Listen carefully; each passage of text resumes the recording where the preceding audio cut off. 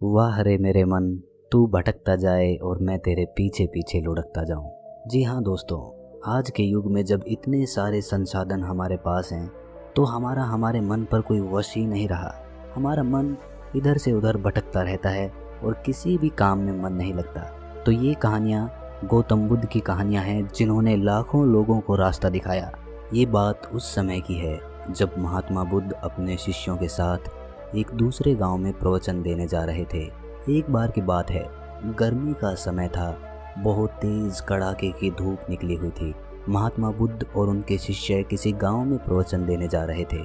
उन सभी शिष्यों का गर्मी से हाल बेहाल हो रखा था और वो सभी चलते चलते बहुत थक गए थे। महात्मा बुद्ध के प्रिय शिष्य आनंद भी उनके साथ थे।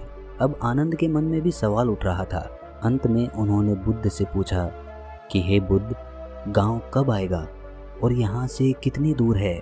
हम बहुत थक गए हैं। वहीं खेत में एक बूढ़ा आदमी काम कर रहा था।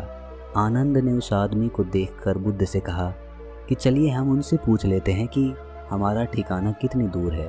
बुद्ध ने हामी भर दी और वो उससे पूछने के लिए चले गए। आनंद ने बूढ़े आदमी के पास जाकर पूछा कि यहाँ से अगला गांव कितनी दूरी पर है। बूढ़े आदमी ने कहा कि यहाँ से वो गांव अब कुछ ही दूरी पर है, आप जल्द ही पहुँच जाएंगे। ये कहकर वो आदमी बुद्ध की तरफ देखकर मुस्कुराने लगा। बुद्ध भी उस बूढ़े आदमी को देखकर मुस्कुराए। आनंद को ये समझ नहीं आया कि वो लोग क्यों मुस्कुरा रहे हैं, इसका कारण क्या है।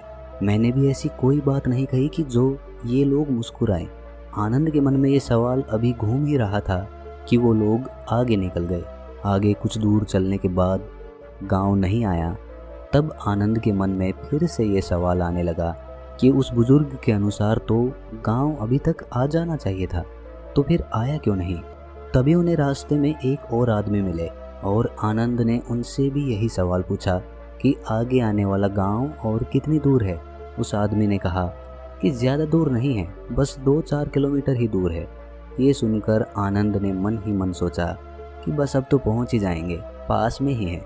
और फिर तभी दोबारा महात्मा बुद्ध रास्ते में मिले उस आदमी को देखकर थोड़ा सा मुस्कुराए और वो आदमी भी गौतम बुद्ध को देखकर मुस्कुराने लगा। अब फिर से आनंद के दिमाग में सवाल उठने लगा कि आखिर दोनों के आपस में मुस्कुराने का क्या राज है। परंतु वो लोग आगे बढ़ते रहे। काफ़ी आगे जाने के बाद भी गांव नहीं आया। अब आनंद ने एक बूढ़ी माँ से फिर पूछा कि गांव कितनी दूर है अम्मा। बूढ़ी माँ ने कहा कि बस कुछ ही कदम दूर है, आप गांव पहुंच ही गए हो। और एक बार फिर से वो बूढ़ी औरत बुद्ध को देखकर मुस्कुराने लगी।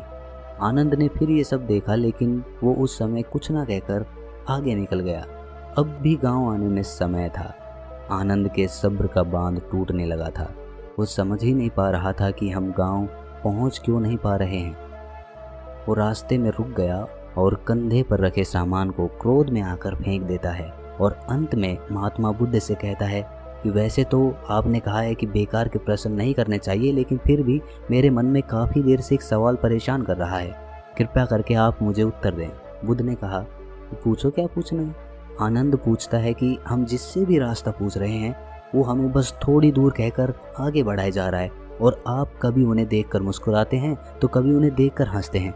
इस चीज़ को कृपा करके मुझे समझाइए और ये भी बताइए कि कहीं हम गलत रास्ते पर तो नहीं चल रहे, तभी तो गांव नहीं आया इतनी देर से।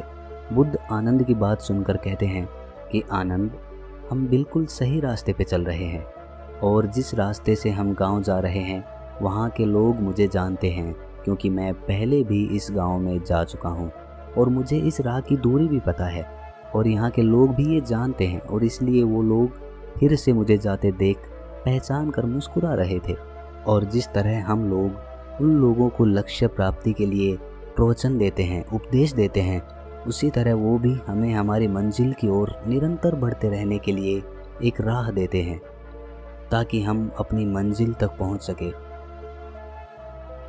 बुद्ध की ये बात सुनकर आनंद मुस्कुरा उठा और सभी एक बार फिर से गांव के लिए निकल पड़े और कुछ समय बाद ये लोग वहां पहुंच भी गए।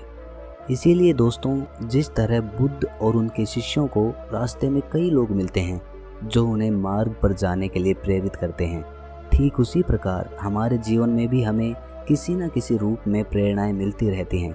बस फर्क ये है कि हम उसे पहचान नहीं पाते हैं। हमेशा याद रखो कि जीवन में आगे बढ़ने के लिए अवसर हर किसी को मिलता है। ये हमारे ऊपर है कि हम उस अवसर को पहचान पाते हैं या नहीं पहचान पाते। और साथ ही अपनी मंजिल तक पहुंचने के लिए धैर्य रखना चाहिए। बेशक उसे मिलने में वक्त लग सकता है, थोड़ी कठिनाई हो सकती है, लेकिन निरंतर चलते रहने से एक ना एक दिन हमें मंजिल जरूर मिलेगी। धैर्य और शांति, यही सफलता की सबसे बड़ी कुंजी होती है।